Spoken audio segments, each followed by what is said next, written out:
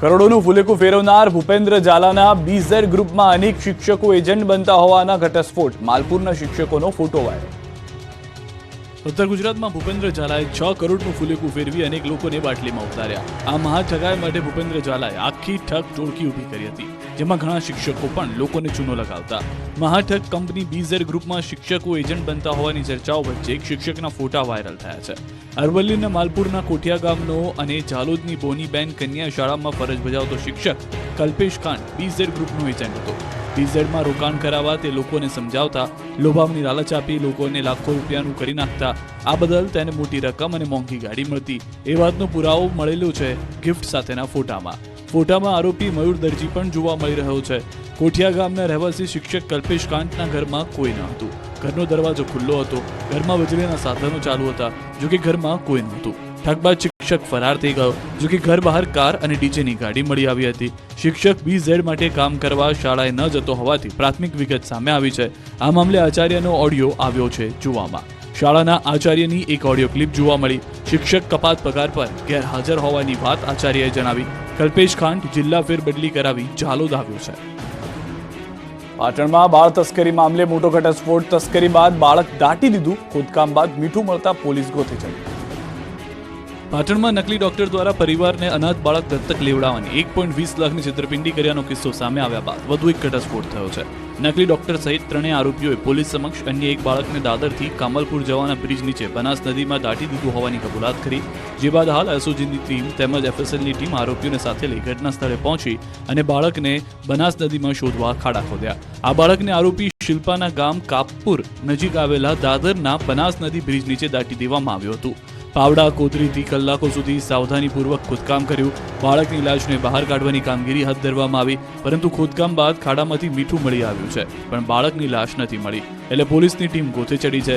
બાળક ક્યાં દાટ્યું તે મામલે અસમંજસ છે. જે બાદ આરોપી સુરેશ ઠાકોર અને શિલ્પા ઠાકોરની સ્થળ પર જ સાચા લોકેશન અંગે પૂછપરછ કરાઈ. ત્યારે સવાલ એ છે કે આરોપી સુરેશ ઠાકોર અને શિલ્પા ઠાકોરે ખોટું લોકેશન કેમ આપ્યું? એવું પણ ચર્ચામાં છે કે બાળકને અહીંથી કાઢીને અન્ય જગ્યાએ દાટી દેવામાં આવ્યું હોઈ શકે. તો સાથે સ્થળ પર કોઈ મેડિકલ બાયોવેસ્ટનો ઢગલો પણ મળ્યો. સરકારી વિડીયોગ્રાફર, એફએસએલની ટીમ, પેનલ ડોક્ટર, મામલતદાર સહિતની ટીમ જ્યાં બાળક દાટવામાં આવ્યું છે ત્યાં પહોંચીને તપાસ કરી. તો પાટણના બાળ તસ્કરી કૌભાંડનો રેલો બનાસકાંઠા બાદ હવે કચ્છ સુધી પહોંચ્યો છે. આરોપી સુરેશ ઠાકોર, શિલ્પા ઠાકોર અને રૂપસંગ ઠાકોરની પૂછપરછમાં વધુ નવા 2 નામ ખુલ્યા છે. કચ્છના આડેસરાના બોગસ ડોક્ટર નરેશ દેસાઈ તથા ધીરેન ઠાકોર પણ આ રેકેટમાં સંડોવાયેલા હોવાનો ખુલાસો થયો છે. નરેશ દેસાઈ આડેસરમાં બોગસ ડોક્ટર તરીકે કામ કરતો હતો. ધીરેન ઠાકોર પણ પહેલા ખાનગી હોસ્પિટલમાં કામ કરતો હતો. હાલ એસઓજી પોલીસે 2 આરોપીની અટક કરી તપાસ શરૂ કરી છે. બોટાદમાં સ્થપાયું ગુંડા રાજ. નામી બિલ્ડરના ઘર પર થયો પથ્થરમારો. જુઓ કઈ રીતે બોટાદમાં ગુંડાઓ બેફામ બની ગયા છે. આને નથી કાયદાનો ભય, આને નથી પોલીસનો ફફડાટ. ખુલ્લેઆમ બિલ્ડરના ઘર પર પથ્થરમારો કરી દહેશત ફેલાવી રહ્યા છે. અસામાજિક તત્વોના આતંકના દ્રશ્યો છે બોટાદના. અહીં દિન પ્રતિદિન અસામાજિક તત્વોનો ત્રાસ વધી રહ્યો છે. બોટાદમાં નામી બિલ્ડરના ઘર પર અસામાજિક તત્વો દ્વારા પથ્થરમારો કરાતા પરિવાર ડરી ગયો હતો. બોટાદ શહેરમાં પાળિયાદ રોડ નજીક રોકડિયા હનુમાનવાળી શેરીમાં રહેતા હિતેશ ગોરેજા કે જેમના ઘર પર મોડી રાત્રે 4 અસામાજિક તત્વોએ હુમલો કરતા આસપાસના વિસ્તારમાં દહેશત ફેલાઈ ગઈ હતી. પથ્થર પર પથ્થર ફેંકતા પરિવાર અડધી રાત્રે જાગી ગયો હતો, ડરી ગયો હતો. ઘરના કાચ તૂટ્યા હતા. આ અંગે બિલ્ડર હિતેશ ગોરેચાનું કહેવું છે કે આ હુમલાખોરો તેમની પાસેથી 10 થી 15 લાખની ખંડણીની માંગણી કરી રહ્યા છે. પોલીસે આ મામલે ફરિયાદ નોંધી ફક્ત એક શખ્સની ધરપકડ કરી હતી. ફરિયાદી દ્વારા અગાઉ પણ જણાવાયું હતું કે હેમુ મકવાણા તેમજ જાવેદ કુરેશી અને અન્ય શખ્સો દ્વારા આ હુમલો કરવામાં આવી રહ્યો છે. જો કે આ પહેલી વખત નથી બન્યું. પહેલા પણ ફરિયાદીના ઘર પર પથ્થરમારો થઈ ચૂક્યો છે. આ ઘટના બાદ પરિવારના સભ્યોમાં ડરનો માહોલ છે. વલસાડના આઈપીએસ કરણરાજ વાઘેલા સહિત 5 સામે સમન્સ કાઢવા હુકમ. સીસીટીવીએ પોલીસ કર્મીઓને મુશ્કેલી વધારી. 4 વર્ષ પૂર્વે વડોદરાના ઠગાઈના એક કેસમાં ભાવનગરના વેપારીનું નિવેદન લેવા ગયેલી વડોદરા પોલીસે વેપારીને ભાવનગરમાં અને ત્યારબાદ વડોદરા લાવી ઢોરમાર માર્યો હતો. આ અંગે તત્કાલીન ડીસીપી કરણરાજ વાઘેલા, પીએસઆઈ સહિત 5 પોલીસ કર્મીઓ સામે કોર્ટમાં પીડિત વેપારીએ ફરિયાદ કરી હતી. વેપારીએ પોતાની દુકાનના સીસીટીવી સહિતના પુરાવા કોર્ટમાં રજૂ કરતા વડોદરા કોર્ટે આઈપીએસ કરણરાજ વાઘેલા સહિત 5 પોલીસ કર્મીઓ સામે સમન્સ કાઢવા હુકમ કર્યો છે. 12 ડિસેમ્બર 2024ના રોજ સમન્સ કાઢવા હુકમ કર્યો. ફોજદારી ગુનો દાખલ કરવા કોર્ટે આદેશ કર્યા છે. 4 વર્ષ પૂર્વે વડોદરા પોલીસ દ્વારા ભાવનગરમાં વેપારીની દુકાનમાં જ માર મારવામાં આવ્યો હતો. તેના સીસીટીવી પણ હાલ સામે આવ્યા છે, જેમાં પોલીસ કર્મીઓ સિવિલ ડ્રેસમાં વેપારીને ઢોર માર મારતા જોવા મળી રહ્યા છે. વેપારી આશીષ કુમાર ચૌહાણ પર ઠગાઈનો આરોપ મૂકીને મારામારી કરી અધમુઓ કરી દીધો. અપહરણ કરી વેપારીને હથકડી બાંધ્યા બાદ દિવાલ પર લગાડેલા કડામાં ભેરવી પીવીસી પાઇપથી ઢોરમાર માર્યો. ત્યારબાદ પૂર્વે જ તે સમયના ડીસીપી કરણરાજસિંહ વાઘેલાએ પણ ઢોરમાર માર્યો. બાદમાં પોલીસ વિરુદ્ધ ફરિયાદ નહીં કરવા ધમકાવ્યો હતો, જે આરોપ પણ લગાવવામાં આવ્યો છે. ભરૂચના સુત્રેલ ગામે બંધ મકાનમાં 16.13 લાખની ચોરી. ભરૂચના સુત્રેલ ગામે તસ્કરોએ તરખાટ મચાવ્યો છે. બંધ ઘરની નિશાન બનાવી રહી છે ત્યારે ભરૂચના સુત્રેલ ગામે 3 દિવસ પહેલા તસ્કરોએ એક બંધ ઘરને નિશાન બનાવ્યું. બંધ ઘરના તાળા તોડીને 16.13 લાખની મત્તાની ચોરી કરી ફરાર થઈ ગયા. જગતના સીસીટીવી ફૂટેજમાં જોવા મળી. દ્રશ્યોમાં જોઈ શકાય છે કે બે તસ્કરો છુપાતા આવે છે અને એક તાળું તોડી અંદર પ્રવેશે અને ચોરી કરી માલ ઉઠાવી ફરાર થાય છે. પોલીસે ફૂટેજના આધારે તસ્કરોને પકડવાના ચક્રો ગતિમાન કર્યા છે. સુત્રેલ ગામે ખડકી ફળિયા વિસ્તારમાં રહેતા યોગેશભાઈ રાતના સમયે બહારગામ ગયા હતા ત્યારે મકાન માલિક ઘરની બહાર હોવાનો લાભ લઈ તસ્કરોએ મકાનનું તાળું તોડી ચોરી કરી નાસી છૂટ્યા હતા. મકાન માલિક ઘરે પરત આવતા ઘરનું તાળું તૂટેલું જોઈ ચોરી થયાની જાણ થઈ હતી. ઘરના રસોડાના ભાગે મૂકેલા બંને તિજોરીના દરવાજા ખુલ્લા હતા અને તિજોરીનો સામાન પણ વેરવિખેર હાલતમાં પડેલો હતો. તપાસ કરતા તેમાંથી સોનાનો હાર, વીંટી, બુટ્ટી, ચેઇન, સોનાના તાર ચડાવેલી બંગડી તેમજ ચાંદીના જુડા, સાંકડા, ચાંદીના સિક્કા સહિત રોકડા 8,000 મળી કુલ રૂપિયા 16,13,000ના મુદ્દામાલની ચોરી થઈ હોવાનું માલુમ પડતા તેઓએ વાગરા પોલીસ મથકે ફરિયાદ નોંધાવી હતી. ખેડૂતો માટે માઠા સમાચાર. કડકડતી ઠંડી વચ્ચે ગુજરાતમાં ફેંગલ વાવાઝોડું તબાહી મચાવશે. અંબાલાલની ધ્રુજાવી નાખનારી આગાહી. ફેંગલ વાવાઝોડાએ દક્ષિણ ભારતમાં કહેર મચાવ્યો છે. ફેંગલ તમિલનાડુના દરિયાકાંઠે ત્રાટકી ચૂક્યા બાદ તમિલનાડુના અનેક જિલ્લાઓમાં ભયાનક રીતે તબાહી મચી ગઈ છે. રોડ પર નદીઓ વહી રહી છે ત્યારે ગુજરાતના ખેડૂતો માટે પણ માઠા સમાચાર આવ્યા છે, કેમ કે ફેંગલ વાવાઝોડું પણ ગુજરાતમાં ફંટાઈ શકે છે. આ ભયંકર વાવાઝોડાની અસર ગુજરાત પર પણ પડી શકે છે. હવામાન આગાહીકાર અંબાલાલ પટેલની આગાહી છે કે ભર શિયાળે ખેડૂતોના માથે આવી શકે છે માવઠાની ઘાત. 4 ડિસેમ્બર બાદ માવઠું થવાની પૂરી શક્યતા છે. 4 થી 8 ડિસેમ્બર સુધી દક્ષિણ ગુજરાતમાં માવઠું થશે. સુરત, નવસારી, વલસાડના ભાગોમાં માવઠું પડી શકે છે. ડિસેમ્બરના પ્રથમ સપ્તાહમાં લો પ્રેશરના કારણે મુંબઈ અને દક્ષિણ ગુજરાતમાં વરસાદની આગાહી કરાઈ છે. બીજી તરફ નવેમ્બર મહિનાનો અંત આવ્યો હોવા છતાં હજુ સુધી જોઈએ તે પ્રમાણે ઠંડી નથી પડી રહી. એવામાં હવામાન નિષ્ણાત અંબાલાલ પટેલે આગાહી કરી કે ઉત્તર ગુજરાતના મહેસાણા, બનાસકાંઠા, સાબરકાંઠા તેમજ પંચમહાલ અને કચ્છમાં લઘુત્તમ તાપમાન 12 ડિગ્રી જેટલું નીચે જઈ શકે છે. 8 થી 10 ડિસેમ્બર કાતલ ઠંડી પડશે. ભયાનક ઠંડી શરૂ થઈ જશે. જો કે ડિસેમ્બર મહિનો ઠંડીથી વધુ કંપાવનારો રહેશે. ડિસેમ્બરના અંત સુધી ગાત્રો થીજવતી ઠંડી પડશે. ગિરનારના મંદિરોમાં વહીવટદાર નિમતા સાધુઓમાં રોષ. તંત્રના દાવાને ગેરકાનૂની ઠેરવ્યો. ગિરનારના 3 મંદિરોની ગાદીનો વિવાદ ચરમ સપાટીએ પહોંચી ગયો છે. સાધુ સંતો અંદરોઅંદર ઝઘડતા અંતે મંદિરોના વહીવટ માટે મામલતદારની નિમણૂક કરી દેવામાં આવી છે, જેને લઈને હવે સાધુ સંતોમાં રોષ ફેલાયો છે. અંબાજી મંદિરનો વિવાદ હજુ શમ્યો નથી, ત્યાં દત્ત શિખરનો વિવાદ વકર્યો છે. તંત્રે અંબાજી મંદિર, દત્તાત્રેય શિખર અને ભીડભંજન મંદિરનો કબજો લેતા વિવાદનો મતપૂરો છંછેડાયો છે.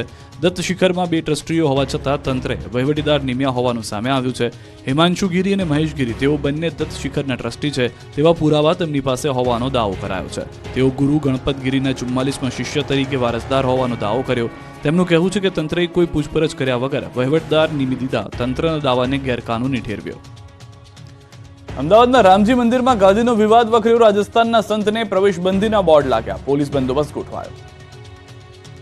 અમદાવાદના પાલડીના રામજી મંદિરમાં ગાદીનો વિવાદ સામે આવ્યો છે. મંદિરના ગાદીપતિના નિધન બાદ રાજસ્થાનના એક રામાનંદી સંતે પોતે ગાદીપતિ હોવાનો દાવો કર્યો. અમદાવાદમાં સ્વામી સર્વેશ્વરાચાર્યને માહિતી મળતા તેમણે પોલીસ પ્રોટેક્શન માંગ્યું, જેને જોતા રાજસ્થાનના સંતના રામજી મંદિરમાં પ્રવેશબંધી અંગે બોર્ડ લગાવી દેવાયા અને મંદિર બહાર મોટી સંખ્યામાં પોલીસ બંદોબસ્ત ગોઠવી દેવાયો. પાલડીનું રામાનંદ સંપ્રદાયના આ રામજી મંદિર આશ્રમ અને રામાનંદાચાર્ય પીઠની સ્થાપના 1960માં જગતગુરુ રામાનંદ આચાર્યજી દ્વારા કરવામાં આવી હતી. મંદિરના ગાદીપતિના નિધન બાદ મંદિરના સંતોને માહિતી મળી કે રામજી મંદિર તેમજ ગાદી પર કબજો જમાવવાના ઈરાદે રામાનંદ સંપ્રદાયના જ કેટલાક લોકો રાજસ્થાનથી પાલીથી આવી રહ્યા છે, જેથી આ મામલે પાલડી પોલીસ સ્ટેશન તેમજ અમદાવાદ શહેર પોલીસ કમિશનરને અરજી કરવામાં આવી, જેના અનુસંધાને મંદિરની અંદર અને બહાર પોલીસ બંદોબસ્ત ગોઠવી દેવામાં આવ્યો છે. બનાસકાંઠાના કાંકરેજના થળી જાગીર મઠમાં પણ ગાદીને લઈને વિવાદ. મઠ પોલીસ છાવણીમાં ફેરવાયો.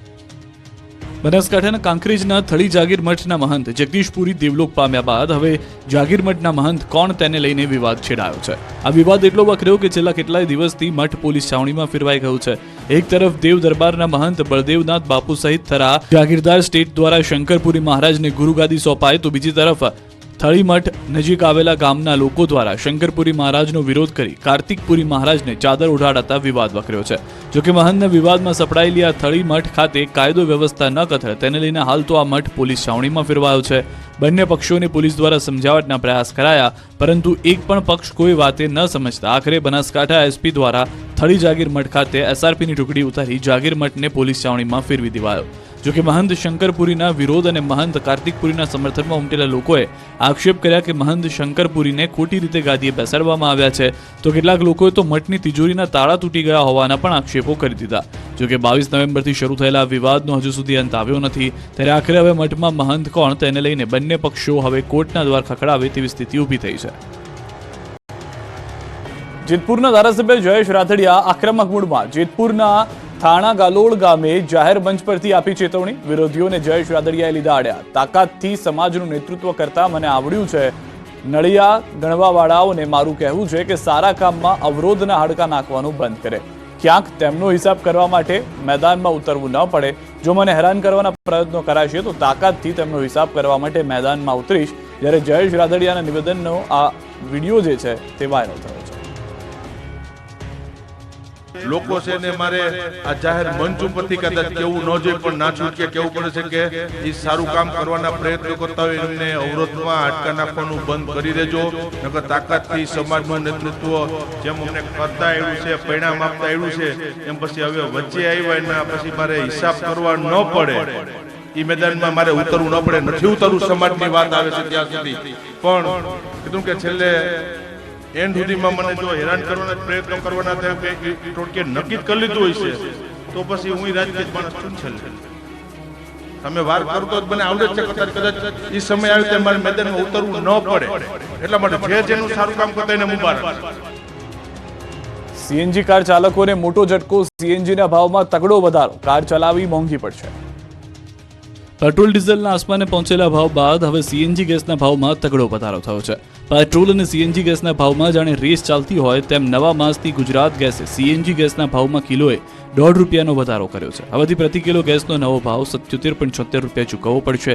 આ ભાવ વધારો આજથી જ લાગુ કરી દેવામાં આવ્યો છે. તો દાદરાનગર હવેલીમાં ₹78.66 1 કિલો સીએનજીને ચૂકવવા પડશે. આ સિવાય પાલઘર અને થાણેમાં ₹78.50 સીએનજીનો ભાવ વાહન ચાલકે આપવો પડશે. ત્યારે રાજસ્થાનમાં 1 કિલોનો સીએનજીનો ભાવ ₹82.31 ચૂકવવો પડશે. તો હરિયાણામાં સીએનજીનો ભાવ ₹86.55 પહોંચી ગયો છે. જ્યારે મધ્યપ્રદેશમાં 1 કિલો સીએનજીનો ભાવ સૌથી વધુ ₹93.01 થયો છે.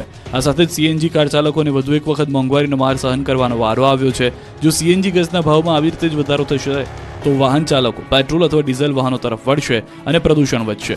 ગુજરાત ગેસ આ પહેલા જુલાઈ ઓગસ્ટમાં પણ ભાવ વધારો કરી ચૂક્યું છે. બંને વખતે ₹1 વધારો થયો હતો. તો અમદાવાદમાં પેટ્રોલનો ભાવ ₹94.49 છે. એટલે સીએનજી ગેસ અને પેટ્રોલના ભાવમાં હવે માત્ર ₹16.73 જ અંતર બચ્યું છે. વાવના રાધા નેસડા કેનાલમાં પાણી નહીં મળતા નર્મદા અધિકારીઓને જગાડવા ખેડૂતોએ ઢોલ વગાડ્યા. કેનાલમાં તાપણા કર્યા.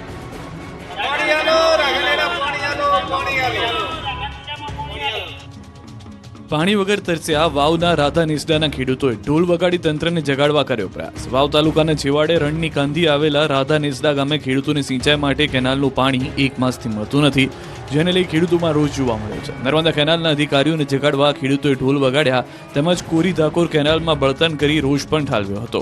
વાવની આકોલી બ્રાન્ચમાંથી નીકળતી રાધા નેસડા માયનોર કેનાલમાં 1 માસથી ખેડૂતોને પાણી મળતું નથી. કેનાલ કોરી ધાકોર પડી છે, જેને લઈ ખેતરોમાં પાક સુકાઈ રહ્યો છે. ખેડૂતોએ ખેતરોમાં મોંઘા દાટ બિયારણ ખેડ ખાતર નાખી બેઠા છે, પણ પાણી મળતું નથી. અધિકારીઓને ફોન કરે તો કહે પાણી મળી જશે.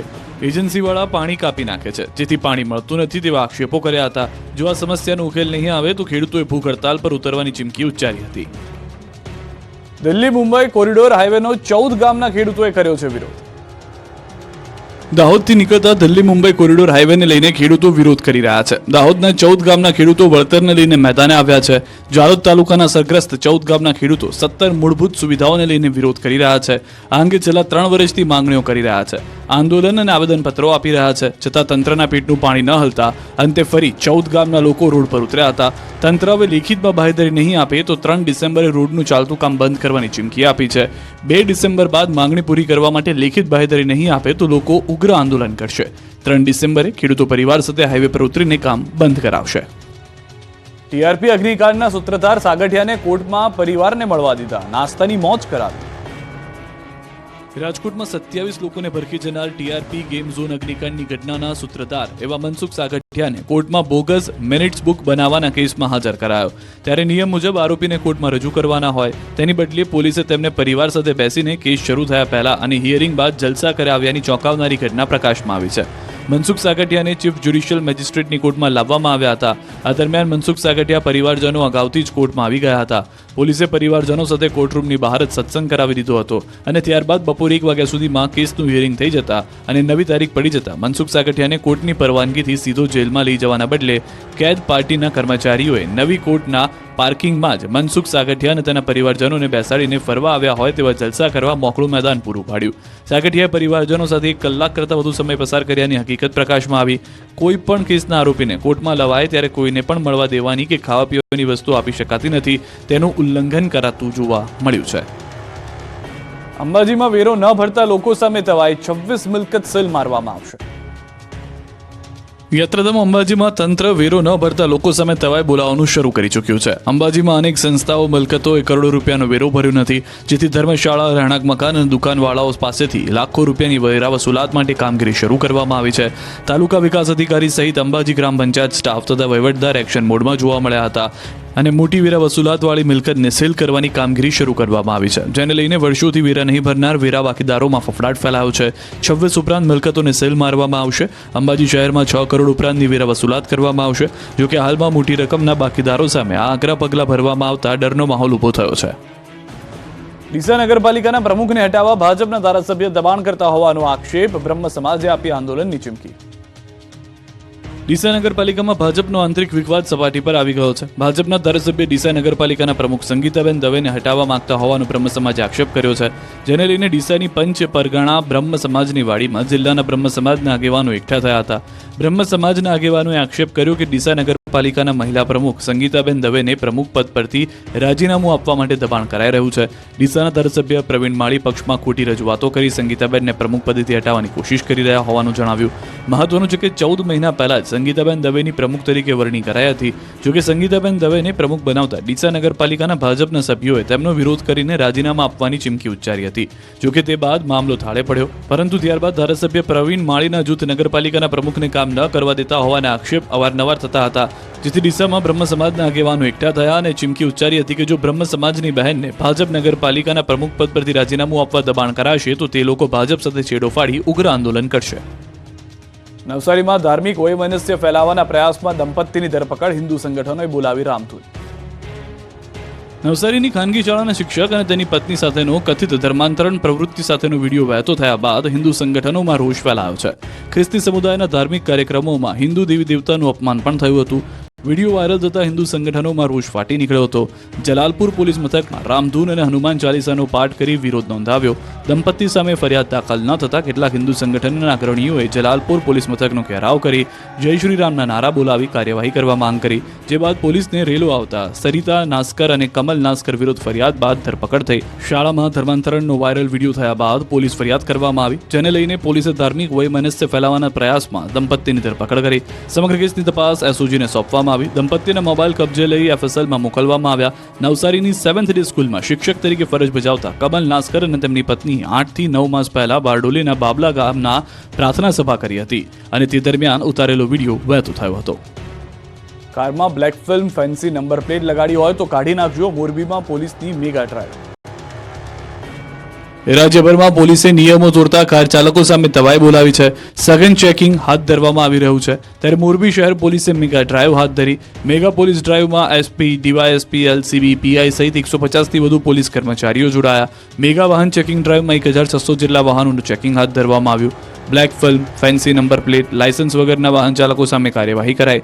89 વાહનો ડિટેન કરાયા. 250 વાહન ચાલકોને મેમો, 36 વાહન ચાલકો વિરુદ્ધ કેસ, નંબર પ્લેટ વગર, ફેન્સી નંબર પ્લેટ, તૂટેલી નંબર પ્લેટના 80 કેસ, ડ્રિંક એન્ડ ડ્રાઈવનો 1 કેસ કરાયો. કુલ 1,18,000નો દંડ વસૂલાયો. અમદાવાદમાં ફ્લાઇટને બર્ડ હિટનું જોખમને રોકવા એરપોર્ટ પર ખાસ અવાજ કરતું ડિવાઇસ મુકાયું. અમદાવાદના એરપોર્ટ પર હવે બર્ડ હિટની ઘટનાઓ ભૂતકાળ બની જશે. અમદાવાદ એરપોર્ટ પર ફ્લાઇટ અને ટેક ઓફ લેન્ડિંગ દરમિયાન બર્ડ હિટની ઘટનાઓ પર નિયંત્રણ લાવવા માટે અવનવા સાધનો કે ટેકનોલોજીનો ઉપયોગ કરવામાં આવી રહ્યો છે. તેમ છતાં ચોમાસાની સિઝનમાં ફ્લાઇટને વારંવાર બર્ડ હિટ થતું જોવા મળે છે. એરપોર્ટની આસપાસ ટીટોડી, સંભડી, કબૂતર, કાંકણાસર જેવી વિવિધ પ્રજાતિના પક્ષીઓ મંડરાતા હોવાથી ટેક ઓફ કરતા અને લેન્ડિંગ કરતા વિમાનોને નુકસાન પહોંચાડે છે, સાથે પેસેન્જરોનો પણ જીવ જોખમમાં મુકાય છે. ત્યારે આવી ઘટનાને રોકવા રનવે પરથી પક્ષીઓને ભગાડવા ફોલો મી જીપ ઉપર ખાસ પ્રકારના અવાજ કરતું ઉપકરણ લગાવ્યું છે, જેમાંથી અવાજ આવતા પક્ષીઓ રનવે પરથી દૂર થઈ જાય છે. રનવેની આસપાસ મૂકવામાં આવેલું સોલારથી ચાલતા ડિવાઇસમાંથી વિવિધ પ્રકારના અવાજો આવે છે, જેનાથી પક્ષીઓ રનવે પર આવતા અટકે છે. ફ્લાઇટના લેન્ડિંગ ટેક ઓફ પહેલા જ અવાજ કરતા ડિવાઇસ રાખવામાં આવ્યા છે. વ્હીકલ માઉન્ટેડ એકોસ્ટિક ડિવાઇસ અકસ્માતો ઘટાડશે. ગુજરાતમાં સૌ પ્રથમ વખત સુરતમાં એન્ટી નાર્કોટિક્સ યુનિટની શરૂઆત. ડ્રગ્સના રવાડે ચડેલા યુવાધનને સારવાર આપી વ્યસનથી દૂર કરાશે. ગુજરાતમાં સૌ પ્રથમ વખત સુરતમાં એન્ટી નાર્કોટિક્સ યુનિટની શરૂઆત કરવામાં આવી. ગૃહ રાજ્યમંત્રી હર્ષ સંઘવીના વરદ હસ્તે યુનિટ 1 નું ઉદ્ઘાટન કરવામાં આવ્યું. આ યુનિટ અંતર્ગત પોલીસ ડ્રગ્સના બંધાણીઓને લત છોડાવવા પ્રયત્ન કરાશે. આ સેન્ટરમાં આવનાર ડ્રગ્સ બંધાણીની ઓળખ સંપૂર્ણ રીતે ગુપ્ત રાખવામાં આવશે. પોલીસ તેની સામે કોઈ પણ પ્રકારની કાર્યવાહી કરશે નહીં. અત્યાર સુધી પોલીસ ડ્રગ્સ અને એનડીપીએસમાં આરોપીઓને પકડતી હતી અને નશાનો કારોબાર રોકવાનો પ્રયત્ન કરતી હતી, પરંતુ હવે નશાના કારોબારને રોકવાના અભિયાનની સાથે હવે સુરત પોલીસ સમાજ સેવાનું પણ કાર્ય કરશે. સુરત પોલીસ દ્વારા પહેલાથી no drugs in Surat city અભિયાન ચલાવવામાં આવી રહ્યું છે. ત્યારે ગૃહમંત્રી હર્ષ સંઘવીએ ડ્રગ્સના રવાડે ચડેલા યુવાનોને આહવાન કર્યું કે તમારી સામે કોઈ પણ પ્રકારના એક્શન પણ લેવામાં આવશે નહીં, એટલે ડર્યા વગર આ યુનિટનો વધુમાં વધુ લાભ લો. હવે સુરતનો ટેક્સટાઇલ ઉદ્યોગ સંકટમાં છે. કારીગરોની અછતથી મુશ્કેલી. હીરામાં મંદી બાદ હવે ટેક્સટાઇલ ઉદ્યોગ પર પણ સંકટના વાદળો ઘેરાયેલા છે. હાલ સુરતના ટેક્સટાઇલ ઉદ્યોગમાં તેજીનો દોર ચાલી રહ્યો છે, પરંતુ સામે પ્રોડક્શન નથી થઈ રહ્યું. તેનું કારણ છે કારીગરોની અછત. દિવાળીનો તહેવાર તેમજ છઠ પૂજા કરવા માટે કારીગરો તેમના વતન ગયા છે. હજુ પણ મોટા પ્રમાણમાં કારીગરો પરત નથી આવ્યા. તેની સીધી અસર ટેક્સટાઇલ ઉદ્યોગ પર જોવા મળી રહી છે. કારીગરોને બોલાવવા માટે વેપારીઓએ વ્યવસ્થા કરી આપવા છતાં પણ કારીગરો ન આવતા હાલ તેજી વચ્ચે કમાવાના સમયે વેપારીઓને રડવાનો વારો આવ્યો છે. કાપડની માંગ હોવા છતાં પણ પ્રોડક્શન પૂરું કરી શકતા નથી, જેથી વેપારીઓને મોટું નુકસાન થતું જોવા મળી રહ્યું છે. આ ઉદ્યોગમાં મોટા પ્રમાણમાં કારીગરો ઓરિસ્સાના છે. વતન ગયા બાદ તેમના વતનમાં લગ્ન પ્રસંગ ચાલી રહ્યા છે. સંબંધીઓને ત્યાં લગ્ન છે, જેને લઈને કારીગરો પરત આવી નથી રહ્યા. હાલ 60% જેટલો જ ઉદ્યોગ ચાલુ હાલતમાં છે, જેને લઈને કહી શકાય કે 4 લાખ કરોડ કાપડનું ઉત્પાદન છે, તેમાંથી 40%નું કામ થાય છે. ઘણા પ્રોસેસિંગ હાઉસ તો હજુ ચાલુ પણ થયા નથી. ઘરાકી હોવા છતાં ટેક્સટાઇલના વેપારીઓ પહોંચી શકતા નથી. જો હજુ પણ કારીગરો કામ ધંધે નહીં લાગે તો કાપડ માર્કેટમાં પણ મંદી આવતા વાર નહીં લાગે. નવનિર્માણ આંદોલનની 50મી વર્ષગાંઠ નિમિત્તે અખિલ ભારતીય વિદ્યાર્થી પરિષદ છાત્ર શક્તિ યાત્રા યોજશે. નવનિર્માણ આંદોલનની 50મી વર્ષગાંઠ નિમિત્તે અખિલ ભારતીય વિદ્યાર્થી પરિષદ છાત્ર શક્તિ યાત્રા યોજશે. આગામી 20 ડિસેમ્બરે મોરબી, કર્ણાવતી અને સુરતથી યાત્રાનો શુભારંભ થશે. યાત્રા જિલ્લાના કેમ્પસમાં જાહેર સભાઓ યોજશે. 1500 કિલોમીટરની યાત્રામાં વિદ્યાર્થીઓને જાગૃત કરવામાં આવશે. વિદ્યાર્થીઓને નવનિર્માણ આંદોલનના ઇતિહાસથી અવગત કરાવવામાં આવશે. સાથે જ વિદ્યાર્થીઓની સમસ્યા અને પ્રશ્નોને વાચા આપવામાં આવશે. સાથે જ 6, 7 અને 8 જાન્યુઆરીએ 2025ના રોજ અખિલ ભારતીય વિદ્યાર્થી પરિષદનું અધિવેશન પણ યોજાશે. આ અધિવેશનમાં સમગ્ર ગુજરાતના વિવિધ જિલ્લાઓમાંથી છાત્ર નેતાઓ અને વિદ્યાર્થીઓ મોટી સંખ્યામાં સહભાગી થશે. અધિવેશનમાં સમગ્ર ગુજરાતમાંથી કુલ 1200 જેટલા વિદ્યાર્થી પ્રતિનિધિઓ ઉપસ્થિત રહેશે. આ અધિવેશન છાત્ર શક્તિને ધગધગતી રાખવા અને ભારતીય શિક્ષણને ઉચ્ચતમ કક્ષાએ પહોંચાડવા માટે આ અધિવેશન માઇલસ્ટોન તરીકે પ્રસ્થાપિત થશે. સાથે જ વિદ્યાર્થીઓમાં નવીન ઉર્જા સંચય કરવાનું પણ કાર્ય કરશે. પ્રયાગરાજમાં યોજાનાર કુંભ મેળાની ગુજરાતમાં તૈયારીઓ. આરએસએસ પ્લાસ્ટિકના બદલે સ્ટીલની થાળી આપશે. ઉત્તર પ્રદેશના પ્રયાગરાજમાં યોજાનાર કુંભ મેળાની તૈયારીઓ શરૂ થઈ ગઈ છે. ત્યારે આ કુંભ મેળો હરિત કુંભ મેળામાં બને તે માટે આરએસએસ દ્વારા અનોખું અભિયાન હાથ ધરવામાં આવ્યું. કુંભ મેળામાં આવતા પ્રવાસીઓ ડિસ્પોઝલ વસ્તુઓનો ઉપયોગ ટાળે અને મેળામાં પ્લાસ્ટિક વસ્તુઓ બદલે થાળી અને થેલાનો ઉપયોગ કરી શકે તે માટે એક થેલા એક થાળી નામનું વિશેષ અભિયાન હાથ ધરવામાં આવ્યું. આ અભિયાન અંતર્ગત આરએસએસના સદસ્યો દ્વારા શેરીએ શેરીએ ઘરે ઘરે ફરી એક થાળી એક થેલો ઉઘરાવવામાં આવી રહી છે. આ થાળી અને થેલો પ્રયાગરાજ ખાતે મોકલવામાં આવશે. આ અભિયાન થકી જે પ્રતિદિન 1200 ટન કચરો ખાદ્ય સામગ્રી સહિતનો થાય છે તે ઘટે તે માટે આ વિશેષ પ્રયાસ હાથ ધરવામાં આવ્યો છે. મહત્વનું છે કે 23 જાન્યુઆરીથી 26 જાન્યુઆરી 2025ના આ મેળો યોજાશે, જેમાં અંદાજે 25 કરોડ શ્રદ્ધાળુઓ જોડાઈ શકે છે. ત્યારે આ અભિયાન માટે ગુજરાતના કાર્યકર્તાઓ આજથી કામે લાગી ગયા છે. કુંભ મેળા દરમિયાન ગુજરાતમાંથી 1000 જેટલા સ્વયંસેવકો પણ કુંભ મેળામાં જોડાવાના છે. પ્રાચીન પદ્ધતિને ઉજાગર કરવાનો અનોખો પ્રયાસ. મેઘરજના ઈસરી ગામે બળદગાડામાં દેશી વાજા સાથે વરઘોડો નીકળ્યો.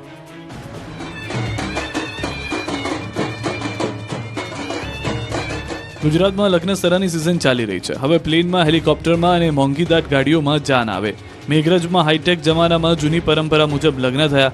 ડિજિટલ યુગની વચ્ચે જૂની પુરાતન સમસ્યાની પદ્ધતિ દ્વારા બળદગાડામાં વરરાજાને બિરાજમાન કરી સમાજમાં એક પ્રેરણાદાયી લગ્ન વરઘોડો મેઘરજના ઈસરી ગામે યોજાયો. મેઘરજના ઈસરી ગામના ભાટિયા પરિવારની જયેશ ભાટિયાના દીકરા હર્ષ ભાટિયાના લગ્ન લેવાના હતા. તે સમયથી વરરાજાના પિતા જયેશ ભાટિયા મનમાં એક વિચાર હતો કે જ્યારે પોતાના દીકરાના લગ્ન લેશે ત્યારે વરઘોડો શબ્દ દૂર કરીને દેવદર્શન નામ આપીશ અને દેવદર્શન શબ્દને ચરિતાર્થ કરવા માટે ખર્ચાળ ડીજે, બેન્ડ, બગી અને ઘોડાના ઉપયોગ પર બંધી કરી જૂની પુરાણી સંસ્કૃતિ પદ્ધતિ અપનાવીને સમાજમાં એક ઉદાહરણ બેસે એવી પદ્ધતિ અમલમાં મૂકીશ એવું નક્કી કર્યું હતું. જયેશ ભાટિયાએ જે નક્કી કર્યું હતું તે મુજબ 16 નવેમ્બરના રોજ હર્ષ ભાટિયાના લગ્ન હતા, એટલે ગત મોડી રાત્રે તેનો વરઘોડો હતો. વરરાજાના પરિવાર દ્વારા મોંઘીદાટ કાર કે બગીનો ત્યાગ કરી એક બળદગાડું મંગાવાયું. તેને જૂના જમાનામાં વહેલની શણગાર કરીને લગ્નમાં લઈ જવામાં આવ્યો હતો. સાથે જ તે મુજબ ઇકો ફ્રેન્ડલી રીતે સુંદર શણગાર કરવામાં આવ્યો. પરિવારના તમામ સદસ્યોમાં પુરાતન પદ્ધતિ અપનાવવાનો અનેરો ઉત્સાહ હતો. ડીજે અને બેન્ડ જેવા મોંઘા વાજિંત્ર સાધનોનો ત્યાગ કરીને જૂની પદ્ધતિના શરણાઈવાળા દેશી વાજા મંગાવીને વરરાજાના દેશી પદ્ધતિથી દેવદર્શન એટલે કે નગર યાત્રા કાઢવામાં આવી. આજના હાઈટેક યુગમાં પુરાતન પદ્ધતિ ઉજાગર કરવાના અનોખા પ્રયત્નને સૌ ગ્રામવાસીઓએ નિહાળ્યો અને પ્રેરણા લીધી હતી. આણંદથી સમાચાર. તસ્કરોએ મચાવ્યો તરખાટ. કોલ્ડ સ્ટોરેજમાં ત્રાટક્યા તસ્કરો. કોલ્ડ સ્ટોરેજની ઓફિસમાંથી તિજોરી ઉઠાવી ગયા. તિજોરી ના તૂટતા દૂર મૂકી ફરાર થયા. તસ્કરો ચોરીની ઘટના કરતા સીસીટીવીની અંદર પણ જોવા મળ્યા છે.